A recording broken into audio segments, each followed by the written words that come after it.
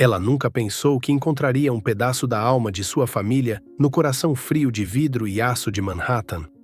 Mas lá estava, no canto da mesa de mogno de Júlio Thorne, silenciosa e quase desafiadora. Uma caixa de música de Nogueira, não excessivamente ornamentada, mas primorosamente esculpida com a imagem de uma cotovia cantando em um ramo de oliveira.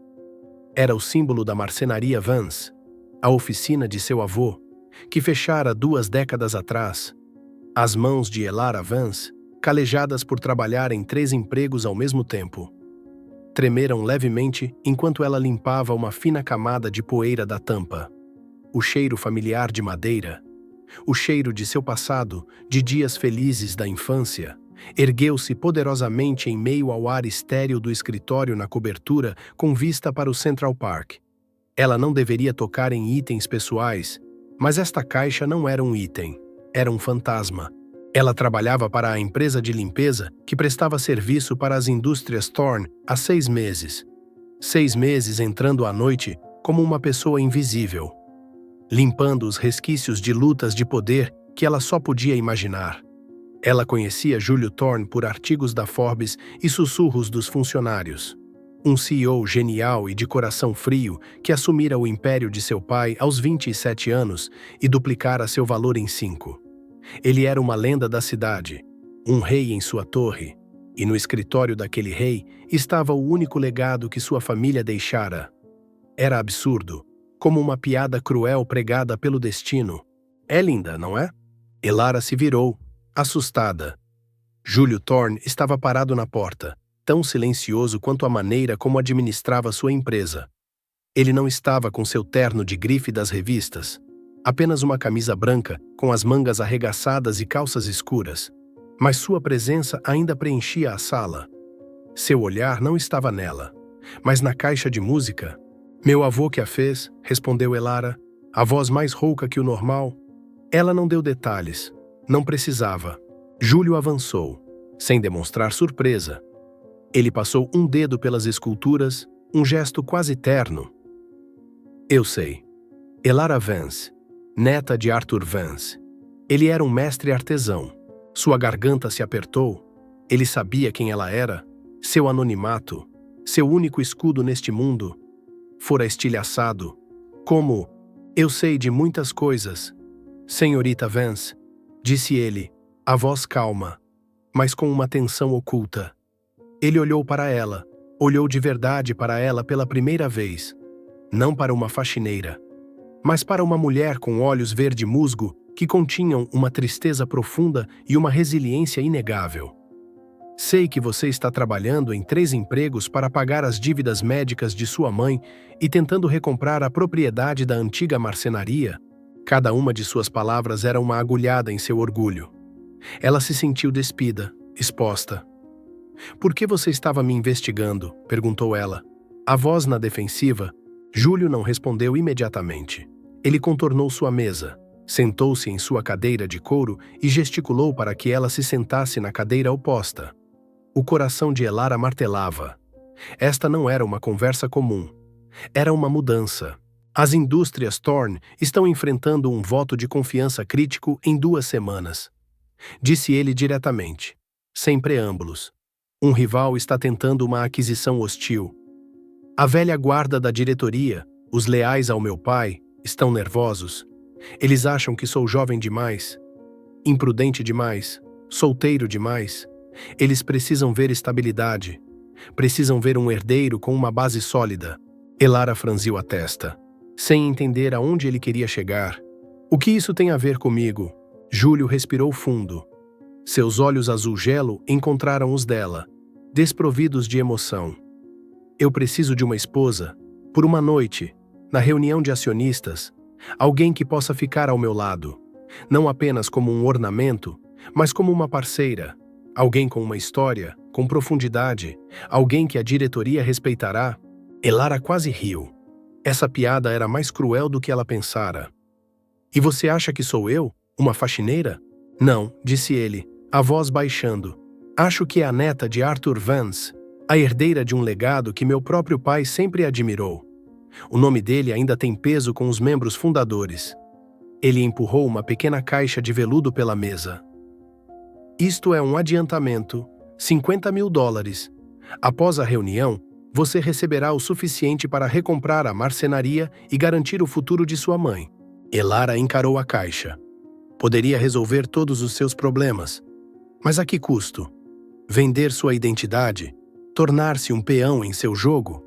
Ela ergueu os olhos, seu olhar caindo sobre a caixa de música, o símbolo de sua família, nas mãos do homem cuja família havia indiretamente causado sua ruína. Grandes corporações como a de Thorne engoliram pequenas empresas como a de seu avô. Por que essa caixa de música? Ela perguntou. A verdadeira pergunta que queria resposta. Por que você a tem? Júlio ficou em silêncio por um longo momento. Porque é um lembrete, disse ele finalmente. Um lembrete de qualidade, de integridade, das coisas que esta empresa está em perigo de perder. Ele olhou para ela e, pela primeira vez, Elara viu uma rachadura em sua fachada fria, um toque de desespero. Não estou apenas pedindo para você me salvar. Senhorita Vance, estou pedindo para você me ajudar a salvar o legado do meu pai. A oferta pairou entre eles, pesada e tentadora. Não era apenas dinheiro, era uma chance de reivindicar seu próprio passado, mas jogando um jogo em um mundo que uma vez esmagara o seu. Ela olhou em seus olhos e viu uma profunda solidão que ela reconhecia. A solidão de pessoas que carregam o peso de uma dinastia nos ombros. E naquele momento, ela soube que sua resposta não seria um simples sim ou não. Elara não abriu a caixa de veludo. Ela a deslizou de volta pela mesa de mogno. Um ato pequeno, mas carregado de significado. O som que fez foi fraco, mas no silêncio da sala, foi um tiro de largada. Os olhos de Júlio se estreitaram levemente, uma mudança quase imperceptível em seu exterior calmo. Ele estava acostumado a pessoas pegando o que ele oferecia sem hesitação. Eu tenho minhas próprias condições, disse Elara, a voz firme agora. O medo inicial dera lugar a uma fria determinação. Se ela fosse entrar em seu tabuleiro de xadrez, não seria um peão. Seria uma jogadora. Júlio recostou-se na cadeira, cruzando os braços sobre o peito. Um sorriso quase sardônico tocou seus lábios. Estou ouvindo. Primeiro, começou Elara, esse dinheiro não será um pagamento. Será um investimento. Você estará investindo na restauração da marcenaria Vance. Eu lhe fornecerei um plano de negócios detalhado. Os lucros serão compartilhados. Não sou sua funcionária, Sr. Thorne. Serei sua parceira de negócios. A surpresa no rosto de Júlio foi mais evidente desta vez. Ele assentiu lentamente. Feito, isso é razoável. Próximo. Segundo, você virá comigo ao meu antigo bairro, ao local da antiga marcenaria. Ela o olhou diretamente nos olhos. Você precisa entender o que está comprando. Não um nome, mas uma história. Uma história da qual sua empresa, queira você admitir ou não, faz parte. Este pedido era mais pessoal. Não era sobre negócios, era sobre expiação, embora ela não tenha dito a palavra. Júlio ficou em silêncio por um longo tempo, o olhar distante, como se pesasse consequências invisíveis. Feito, disse ele, a voz um pouco tensa. E, finalmente, disse Elara, sendo esta a condição mais importante. Após a reunião, em qualquer comunicado à imprensa sobre seu sucesso, você incluirá um parágrafo. Um parágrafo reconhecendo as contribuições das pequenas empresas e artesãos locais que foram fundidos ou adquiridos durante a expansão das indústrias Thorne nos anos 90. Deve incluir o nome de Arthur Vance. Desta vez, Júlio não escondeu seu espanto. Ele a encarou como se a estivesse vendo pela primeira vez. Ela lhe estava pedindo uma bolsa de grife ou um apartamento de luxo.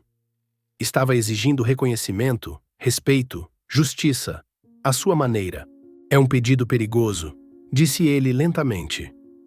Pode ser visto como uma admissão de comportamento predatório no passado. Pode abrir portas que eu não quero que sejam abertas.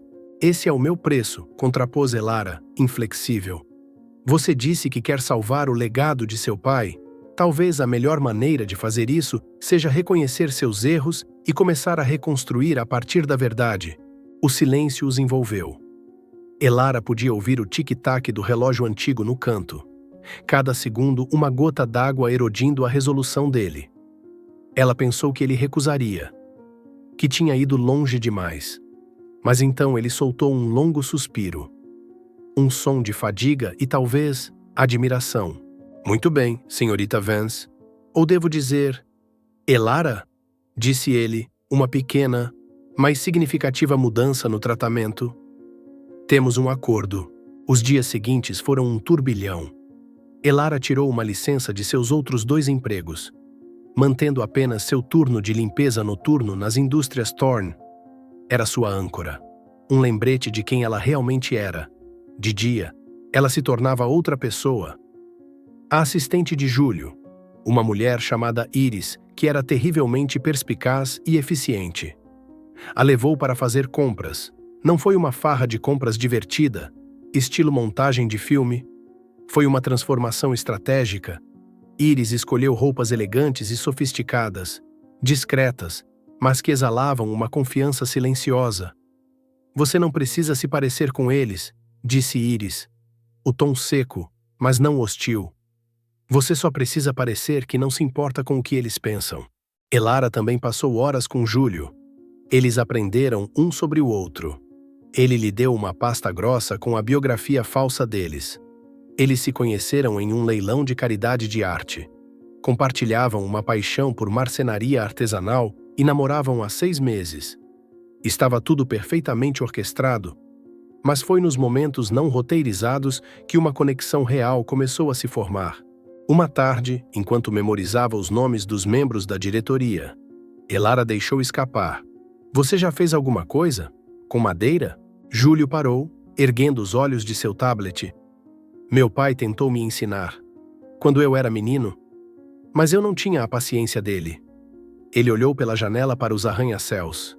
Sou bom com números, com estratégias, não com coisas que se pode sentir com as mãos. É uma pena, disse Elara suavemente. Às vezes, as respostas não estão nos números. Estão nos veios da madeira.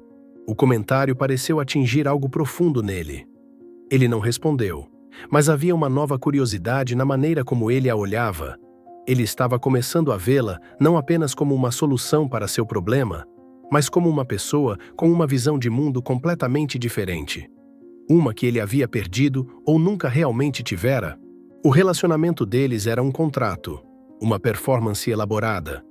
Mas entre as falas roteirizadas e os gestos calculados, cláusulas não escritas começavam a brotar: respeito, curiosidade e uma estranha sensação de que, ao fingirem ser um casal, estavam acidentalmente revelando as partes mais verdadeiras de si mesmos um ao outro. O cumprimento da segunda condição de Elara ocorreu em uma tarde sombria de sábado. O céu de Nova York estava da cor de aço frio, uma combinação estranhamente adequada para o humor de Júlio enquanto seu luxuoso carro preto entrava no bairro do Queens, onde Elara crescera. Este era um mundo estranho para ele, um de prédios antigos de tijolos, lojas de família e uma atmosfera comunitária calorosa que ele só lera em livros. Ele se sentia um intruso, um forasteiro em seu terno caro. Elara, sentada ao seu lado, estava em silêncio. Usava jeans simples e um suéter, parecendo confortável e em casa naquele ambiente. Quando o carro parou em frente a um prédio de 2 andares, com tábuas nas janelas, ela disse: Chegamos. Marcenaria Vance. A placa de madeira acima estava desbotada e rachada, mas as letras primorosamente esculpidas ainda estavam lá. Um testemunho da habilidade do homem que a fizera. Júlio saiu do carro, sentindo os olhares curiosos dos transeuntes. Eles não o olhavam com admiração ou inveja. Olhavam-no com desconfiança. Elara pegou uma chave velha e girou a fechadura enferrujada da grande porta. Um gemido ecoou quando ela a empurrou. E um cheiro rico atingiu Júlio. O cheiro de pinho, carvalho, serragem e tempo. Lá dentro, tudo estava coberto por uma espessa camada de poeira, mas a ordem permanecia. Serras, plainas, bancadas de trabalho com formões dispostos em fileiras organizadas.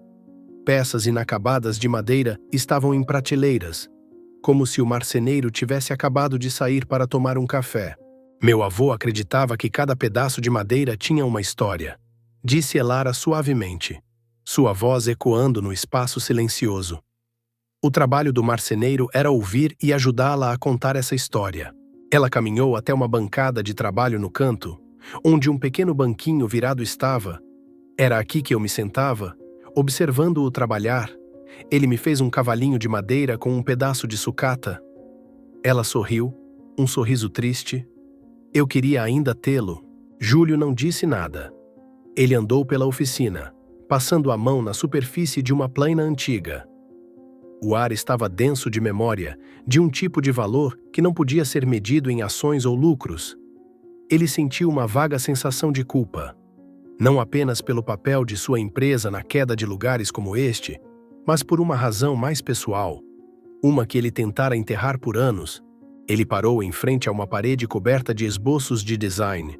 A maioria era para móveis, mas havia um para uma caixa de música, com uma cotovia em um ramo de oliveira. E ao lado, outro esboço, um design muito mais intrincado para uma escrivaninha, com uma assinatura no canto. Arthur Vance em Roberto Thorne, projeto colaborativo, 1988. O coração de Júlio parou. Roberto Thorne. Seu pai. Começou Elara, tendo visto também. Ele conhecia meu avô? Júlio se virou, olhando para a janela empoeirada. Eles não apenas se conheciam, disse ele. A voz rouca. Eram amigos. Meu pai, antes de se tornar um CEO implacável, era um amante da madeira. Ele foi aprendiz do seu avô. Eles costumavam sonhar em combinar a habilidade artesanal de Vance com os recursos de Thorne. Ele engoliu em seco, as memórias que mantinha trancadas vindo à tona. Aquela caixa de música foi um presente de Arthur para meu pai quando eu nasci, e a escrivaninha, esse foi o último projeto deles. O que aconteceu? Perguntou Elara gentilmente. Ambição, respondeu Júlio. A voz amarga. A diretoria, as pressões do mercado. Meu pai mudou. Ele começou a acreditar que a eficiência era mais importante que a beleza. Ele pegou o caminho mais fácil, comprando concorrentes em vez de colaborar. Ele escolheu os números em vez dos veios da madeira. Ele cerrou as mãos em punhos. Ele traiu tudo em que um dia acreditou. E traiu seu amigo. Júlio olhou para Elara e, pela primeira vez, a parede de gelo ao seu redor desmoronou completamente. Nos olhos dela, ele não viu um CEO poderoso, mas um menino ferido. Um filho lutando com o legado complicado de seu pai. A razão pela qual sou tão obcecado em proteger esta empresa, confessou ele. A voz mal um sussurro. Não é por dinheiro ou poder. É porque espero, de alguma forma, consertar o que ele quebrou. Quero que o nome Thorne signifique algo novamente, da maneira que ele e seu avô um dia imaginaram. Agora, Elara entendia. A oferta dele não fora um cálculo frio, fora um ato de desespero. A caixa de música não era apenas um lembrete, era um símbolo de uma promessa quebrada. Uma dívida não paga. Ele não precisava dela apenas para salvar sua empresa. Precisava dela para salvar sua alma. Ela se aproximou dele, no espaço empoeirado do passado. Não o tocou. Mas sua presença era um conforto. Talvez possamos, disse ela. Juntos. Naquele momento, o contrato deles se dissolveu. A cortina de sua performance caiu. Tudo o que restou foram duas pessoas, de dois mundos diferentes, unidas por uma história compartilhada e um desejo comum de consertar o que estava quebrado. Os fantasmas do passado de Júlio não eram mais apenas dele. Tornaram-se parte da história deles. O roteiro ditava que Júlio levaria Elara aos melhores restaurantes, a concertos de música clássica, a lugares onde a noiva de um CEO deveria ser vista. Ele o fez. Eles desempenharam seus papéis perfeitamente, trocando sorrisos ensaiados e anedotas habilmente elaboradas. Mas aquelas noites pareciam vazias. A comida cara sem sabor, a música apenas um ruído de fundo para o silêncio tenso entre eles. A verdadeira mudança veio em uma noite de quarta-feira, completamente não planejada.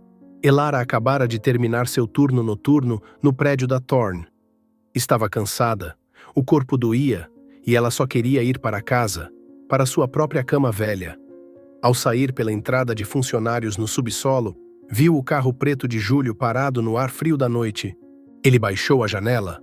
"Entre", disse ele, não como uma ordem, mas uma oferta. "Posso pegar o metrô", protestou ela, sentindo-se estranha em seu uniforme de trabalho. "Eu sei", disse ele, "mas eu quero te levar para casa." Elara hesitou. Depois entrou. O interior era quente e cheirava levemente a couro caro, um contraste gritante com o cheiro de desinfetante grudado em suas roupas. Eles dirigiram em silêncio por um tempo, as luzes da rua deslizando por seu rosto, criando sombras e luz, revelando um cansaço que ela não vira nele antes. "Dia ruim?" ela perguntou. Ele assentiu levemente. "Marcus Thorne", disse ele, referindo-se a seu tio que tentava tomar a empresa. "Ele está convencendo os últimos acionistas. Diz que eu perdi o espírito Thorne." Ele deu uma risada amarga. Que ironia! Quando se aproximaram do bairro de Elara, ela apontou para uma pequena lanchonete na esquina. Seu letreiro de neon piscando Rose's Diner. "Pode parar aqui?" ela perguntou. "Estou com fome." Júlio pareceu surpreso, mas parou. A Rose's Diner não era seu lugar habitual. Era pequena, um pouco gasta, com bancos de vinil vermelho e um balcão de aço inoxidável. Mas a atmosfera lá dentro era quente e cheia de conversas. O cheiro de café e bacon enchia o ar. Uma mulher mais velha com cabelos prateados e um sorriso gentil veio de trás do balcão. "Elara, querida, não te vejo há séculos." "Oi, Rose", sorriu Elara, um sorriso genuíno e radiante que Júlio nunca vira. "Este é o Júlio. Ele é um amigo." Rose olhou para Júlio, avaliando-o. "Um amigo?", disse ela, um pouco duvidosa, mas depois deu um tapinha na mão de Elara. "Sentem-se, vocês dois. Vou pegar o seu de sempre." Eles se acomodaram em um banco no canto. Júlio se sentiu deslocado, seu terno parecendo formal demais para o ambiente. Mas enquanto Elara começava a falar, contando-lhe sobre Rose, que a conhecia desde pequena, sobre como a lanchonete era o coração da comunidade, ele começou a relaxar. Rose trouxe 2 pratos enormes de panquecas de mirtilo, um milkshake de chocolate para Elara e um café preto para Júlio. "Filho", disse ela a Júlio, "você parece carregar o peso do mundo nos ombros. Coma. Comida boa resolve metade de todos os problemas." Júlio, hesitante, deu uma mordida nas panquecas. Eram surpreendentemente deliciosas, doces, fofas e tinham gosto de casa. Ele observou Elara, que comia com gosto, completamente à vontade. Viu-a conversando com um homem na mesa ao lado sobre o jogo de beisebol da noite anterior, cumprimentando uma família que entrou. Ela pertencia àquele lugar. Não apenas morava ali, ela fazia parte dele. Sua força não vinha de dinheiro ou status, vinha dessas conexões, do calor e da autenticidade que ela dava e recebia. Eles ficaram por mais de 1 hora. Júlio não falou muito, apenas ouviu e observou. Observou Elara consolar Rose enquanto ela falava sobre seu marido recém-falecido. Observou-a brincar com o entregador de jornais. Ele viu um lado dela que nenhuma roupa de grife poderia esconder ou realçar. Sua bondade, uma bondade pura, não calculada. Quando voltaram para o carro, o silêncio entre eles não era mais tenso. Era confortável. "Obrigado", disse Júlio baixinho quando parou em frente ao prédio dela. "Pelas panquecas?" "Não", disse ele, virando-se para olhá-la na escuridão do carro. "Por me mostrar aquilo, tudo aquilo." Eu tinha esquecido como era o mundo real. Naquele momento, algo mudou. A primeira rachadura em sua armadura, que aparecera na antiga oficina, agora se abriu. Ele olhou para ela, não como uma parceira de negócios ou parte de um plano.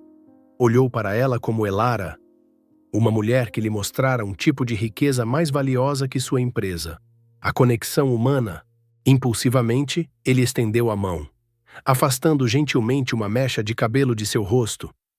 Foi um gesto pequeno, não roteirizado. Seus dedos roçaram sua bochecha e ambos sentiram um leve choque de eletricidade. Elara prendeu a respiração. Júlio rapidamente retirou a mão, como se tivesse se queimado. "Boa noite, Elara", disse ele, a voz mais profunda. "Boa noite, Júlio", respondeu ela, o coração palpitando. Ao entrar em seu pequeno apartamento, ela sabia que a linha entre o falso e o real havia sido completamente apagada. O jogo que estavam jogando não era mais um jogo. E isso era ao mesmo tempo aterrorizante e estranhamente esperançoso.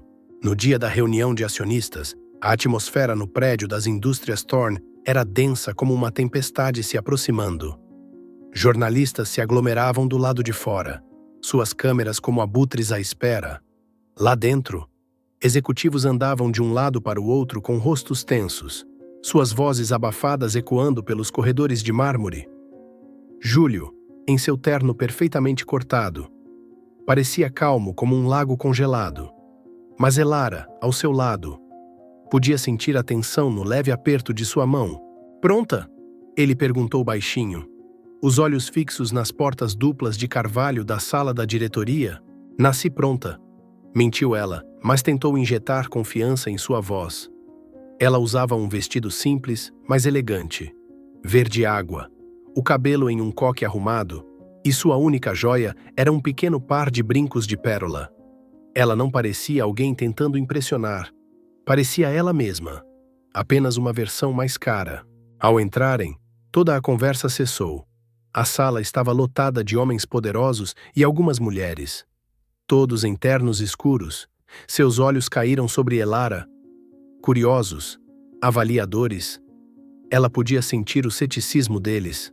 Marcus Thorne, tio de Júlio, um homem com o rosto avermelhado e um sorriso de autossatisfação, estava na ponta da longa mesa, parecendo um lobo à espera. Júlio a conduziu aos seus assentos perto da cabeceira da mesa. Ele a apresentou simplesmente. "Senhoras e senhores, esta é Elara Vance, minha noiva." Um murmúrio educado percorreu a sala. Marcus sorriu com desdém. Uma surpresa agradável. "Júlio, você sempre teve um talento para o drama de última hora." A reunião começou. Marcus Thorne falou primeiro, proferindo um discurso eloquente sobre a necessidade de experiência e tradição, insinuando que Júlio havia levado a empresa para longe demais de seus valores centrais. Ele falou de crescimento insustentável, de riscos desnecessários. Era um orador habilidoso. E Elara podia ver alguns dos membros mais velhos da diretoria concordando com a cabeça. Finalmente, foi a vez de Júlio. Ele se levantou, sem olhar para suas anotações, falou do futuro, de inovação, da necessidade de se adaptar em um mundo em mudança. Seu discurso foi lógico, convincente. Mas Elara sentiu que faltava algo. Faltava coração. Quando ele terminou, o silêncio encheu a sala. A votação era iminente e o resultado parecia frágil. De repente, um dos membros mais antigos da diretoria, um homem chamado Sr. Harrington, que Elara reconheceu da pasta, falou. "Sr. Thorne", disse ele, a voz rouca. "Sua noiva, Senhorita Vance. Esse nome me é familiar." Todas as cabeças se viraram para Elara. Seu coração saltou para a garganta. Era agora. Júlio colocou uma mão sobre a dela por baixo da mesa. Um gesto tranquilizador. "Sim, Sr. Harrington. Elara é neta de Arthur Vance, da marcenaria Vance." Outro silêncio.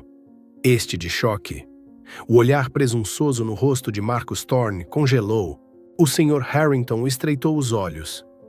Arthur Vance, um verdadeiro artesão. Seu pai, Roberto, o admirava muito. Ele olhou para Elara atentamente. "Lembro-me de um símbolo que Arthur sempre esculpia em suas peças, uma cotovia." Antes que ele pudesse terminar, Elara abriu silenciosamente sua pequena bolsa. Tirou um pequeno objeto e o colocou sobre a mesa. Não era caro. Era um pequeno e surrado cavalo de madeira, feito de um pedaço de sucata. Em sua base, primorosamente esculpida, estava a imagem de uma cotovia cantando em um ramo de oliveira. "Meu avô fez isso para mim quando eu era pequena", disse ela. A voz clara e ressonante na sala. Ele disse que representava a criação de beleza a partir de coisas descartadas, e que o verdadeiro valor não está no tamanho ou no preço, mas na integridade e no coração. Um silêncio atordoado tomou conta da sala. O pequeno e humilde cavalo de madeira parecia ter mais poder do que todos os gráficos e números que haviam sido apresentados. Era um símbolo vivo da própria herança que Marcus Thorne afirmava estar protegendo. O Sr. Harrington encarou o cavalo de madeira. Depois olhou para Júlio e Elara. Um pequeno sorriso tocou seus lábios. Lentamente, com a leve dificuldade da idade, ele se levantou. Então, algo inesperado aconteceu. Outro membro da diretoria, e depois outro, membros da velha guarda que construíram este império com Roberto Thorne desde o início, se puseram de pé. Eles não aplaudiram, não disseram nada. Apenas ficaram de pé, um ato de profundo respeito. Eles não estavam apenas de pé pela neta de Arthur Vance. Estavam de pé por um legado, um lembrete do que as indústrias Thorne um dia foram, e do que poderiam ser novamente. Toda a diretoria, exceto Marcus e alguns de seus aliados, estava de pé. Eles olharam para Júlio com novos olhos. Olhos de aprovação. Júlio segurou a mão de Elara com força. Ele vencera. Mas ele sabia, e Elara sabia, que não fora ele quem vencera esta batalha. Fora a moça pobre ao seu lado, com um cavalo de madeira e uma história de integridade. As portas da sala de diretoria se fecharam atrás deles, isolando os parabéns e os apertos de mão. Júlio não disse nada. Apenas pegou a mão de Elara e a levou para longe. Não para seu escritório, mas para o terraço do prédio. O vento noturno de Nova York soprava ao redor deles, carregando os sons da cidade que nunca dorme. Abaixo deles, as luzes de Manhattan se estendiam como um tapete de diamantes. Conseguimos, disse Elara suavemente, quebrando o silêncio. Ela ainda tremia de adrenalina. Júlio soltou sua mão e caminhou até o parapeito. Olhou para a cidade, de costas para ela. Não, disse ele, a voz baixa e pesada. Não nós. Você. Você conseguiu.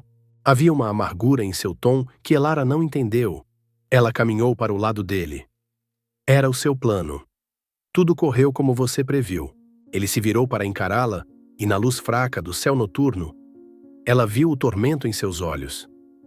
Não, Elara, nem tudo. Eu não previ. Isto, ele gesticulou vagamente, indicando o sentimento que existia entre eles. Eu não previ como eu me sentiria.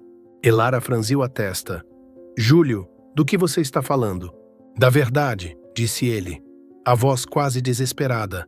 Você merece a verdade, não a versão editada que eu te dei. Ele respirou fundo. Escolher você não foi uma coincidência romântica quando te vi olhando a caixa de música. Eu já sabia quem você era há semanas. Mandei meu pessoal investigar cada funcionário deste prédio, procurando por qualquer conexão com o passado da empresa, qualquer vantagem que eu pudesse usar contra o Marcus. Cada uma de suas palavras era uma faca no coração de Elara. Ela deu um passo para trás. Você me usou. Sim, admitiu ele, sem vacilar. No início, foi exatamente o que fiz.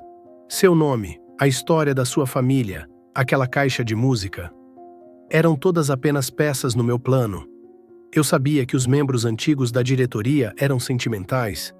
Sabia que eles se sentiam culpados pela forma como meu pai tratou seus velhos amigos. Apostei que trazer de volta a neta de Arthur Vance seria um golpe emocional que o Marcus não conseguiria contra-atacar. A frieza de sua confissão a deixou entorpecida. Cada momento que compartilharam, a ida à oficina, a refeição na Rosie's Diner, as conversas noturnas, estava agora manchado por essa mentira. Algo daquilo fora real? Ou tudo fazia parte da performance? O cavalo de madeira? Ela sussurrou. Eu não sabia do cavalo, disse ele rapidamente. Um lampejo de sinceridade em seus olhos. Aquilo foi tudo você. E foi quando percebi o quão terrivelmente eu havia calculado mal. Ele se moveu em direção a ela, mas ela recuou. Elara, me escute. Meu plano era perfeito. Era frio. Mas não levou em conta um fator. Você. Não levou em conta sua resiliência, sua bondade, A maneira como você me desafiou, a maneira como me fez encarar meus próprios demônios, não levou em conta que eu realmente te respeitaria. Ele fez uma pausa, a voz falhando. E certamente não contava que eu me apaixonasse por você. Essas 3 palavras pairaram no ar frio. Amor. Uma palavra que ele nunca dissera. Uma palavra que não estava em nenhum contrato. Mas era real? Ou apenas mais uma mentira? Uma tática final para mantê-la? Lágrimas começaram a escorrer pelo rosto de Elara. Como posso acreditar em você? Ela perguntou, a voz rachando. Nosso relacionamento inteiro foi construído sobre uma mentira. Você transformou a história dolorosa da minha família em uma estratégia de negócios. Eu sei, disse ele. A dor evidente em seu rosto. E nunca poderei mudar isso. Comecei isso com os piores motivos possíveis. Mas o que sinto agora, Elara, é real. Aquele jantar na Roses, eu não estava atuando. Pela primeira vez em anos, me senti uma pessoa, não uma máquina. Quando você se levantou naquela sala de diretoria hoje, não vi um peão. Vi a mulher mais forte e incrível que já conheci. Tive orgulho de você. Um orgulho que não tinha nada a ver com a empresa. Ele olhou diretamente para ela. Seu desespero quase tangível. Eu menti para você sobre o passado, sobre como começamos. Mas estou te dizendo a verdade agora. Eu te amo. Elara Vance. E sei que não mereço que você acredite em mim.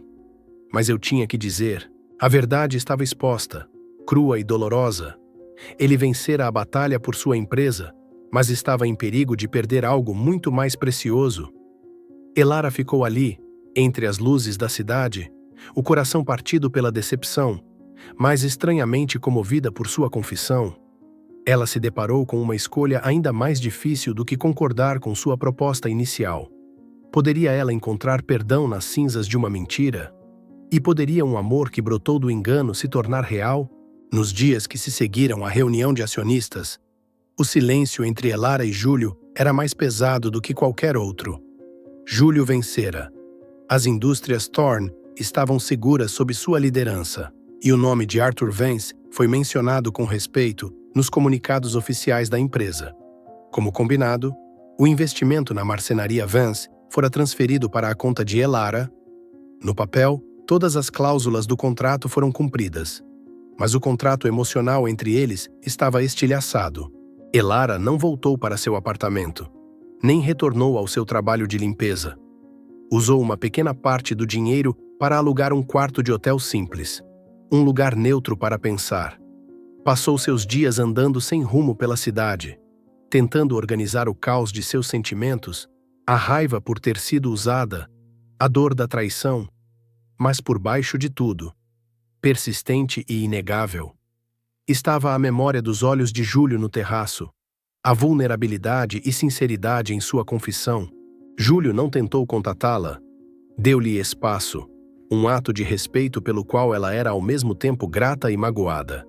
Ele entendeu que qualquer pressão de sua parte só a afastaria mais. Em vez disso, ele agiu.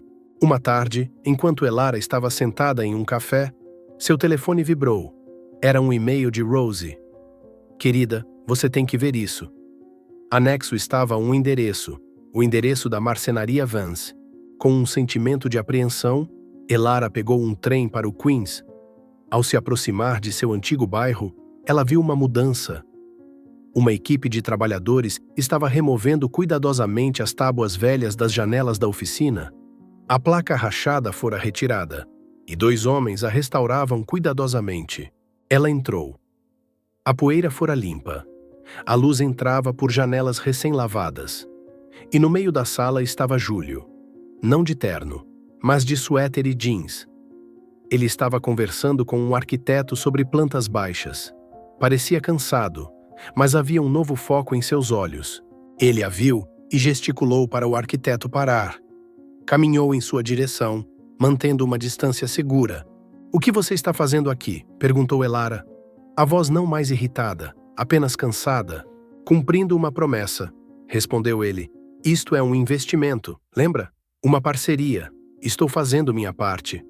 Ele gesticulou para as plantas. "Vamos manter tudo o que pudermos." As máquinas antigas serão restauradas. Vamos iniciar um programa de aprendizes para jovens do bairro. Criaremos produtos de qualidade, artesanais, assim como seu avô e meu pai sonharam um dia. Ele olhou para ela, os olhos suplicantes. Isto não é um ato para comprar seu perdão, Elara. É a coisa certa a fazer. Com ou sem você. Eu vou fazer isso, porque você estava certa. A única maneira de salvar o legado da minha família é reconstruí-lo sobre uma base de honestidade. E começa aqui. Elara olhou ao redor da oficina, o lugar que fora um símbolo de sua perda. Agora cheio da promessa de renascimento. Ele não estava apenas lhe dando dinheiro. Estava investindo seu tempo, seu esforço, seu coração. Estava aprendendo a trabalhar com as mãos de uma maneira diferente. Ela caminhou até a antiga bancada de seu avô, onde vira pela primeira vez o esboço colaborativo. Passou a mão pela superfície de madeira. Você mentiu para mim, disse ela suavemente, não como uma acusação, mas como uma verdade que precisava ser dita. Sim, admitiu ele, e terei que viver com isso todos os dias. Eu quebrei sua confiança, e a confiança, como um pedaço de madeira precioso, uma vez quebrada, nunca mais pode ser exatamente a mesma, mas pode ser consertada. As rachaduras podem ser preenchidas, não para escondê-las, mas para torná-las parte da história. Parte do que a torna mais forte. Ele tirou algo do bolso. Era a caixa de música, colocou-a na bancada, ao lado da mão dela. Nossa história começou com uma mentira, disse ele, a voz sincera, uma base terrível. Mas tudo o que descobrimos um sobre o outro, sobre nossos passados, sobre quem queremos ser, tudo isso foi real. Sei que não tenho o direito de pedir nada, mas espero que possamos recomeçar, um novo começo, uma promessa real, sem contratos, sem roteiros, apenas você e eu, e uma oficina que precisa ser reconstruída. Elara olhou para a caixa de música, depois para os olhos de Júlio. Ela viu um homem que cometera erros, mas que estava tentando com todas as suas forças consertá-los. Ela viu um futuro, não perfeito, mas construído a partir dos pedaços quebrados do passado. Um futuro onde duas famílias, Vance e Thorne, poderiam finalmente encontrar sua reconciliação. Ela não disse nada. Em vez disso, colocou lentamente a mão sobre a dele, em cima da caixa de música, uma aceitação silenciosa. Um perdão não dito, uma promessa de que, a partir de agora, eles ouviriam juntos a história nos veios da madeira e a ajudariam a contar uma nova, a deles. Às vezes, as maiores histórias de amor não começam com uma faísca, mas com um estilhaçar. Elas são construídas não na perfeição, mas em imperfeições aceitas e rachaduras consertadas com paciência e perdão. A história de Júlio e Elara não foi um conto de fadas de um príncipe e uma gata borralheira. Foi a história de duas pessoas de dois mundos, carregando legados quebrados, que se encontraram através de um arranjo calculado. Mas foi a partir dessa base de mentiras que eles foram forçados a confrontar as verdades mais profundas sobre si mesmos e suas famílias. Eles aprenderam que o verdadeiro valor não se encontra nos números de um balanço, mas no legado de mãos que criam beleza, na lealdade aos valores fundamentais e na coragem de admitir um erro e recomeçar. O amor deles não foi um resgate, mas uma parceria para reconstruir não apenas uma oficina, mas as pontes queimadas entre o passado e o futuro. No final, o que importa não é como uma história começa, mas como escolhemos escrever os próximos capítulos. Júlio e Elara escolheram escrevê-los juntos, com a honestidade como sua tinta e o respeito como seu papel. Eles encontraram um no outro não uma solução, mas um parceiro na jornada para encontrar a redenção e um amor verdadeiro. Um amor forte o suficiente para transformar as cicatrizes do passado em uma bela parte de sua história compartilhada. Obrigado por ouvir esta história. Se você gostou deste conteúdo, não se esqueça de clicar em curtir, compartilhar esta história com seus amigos e familiares e se inscrever no canal para não perder mais histórias significativas.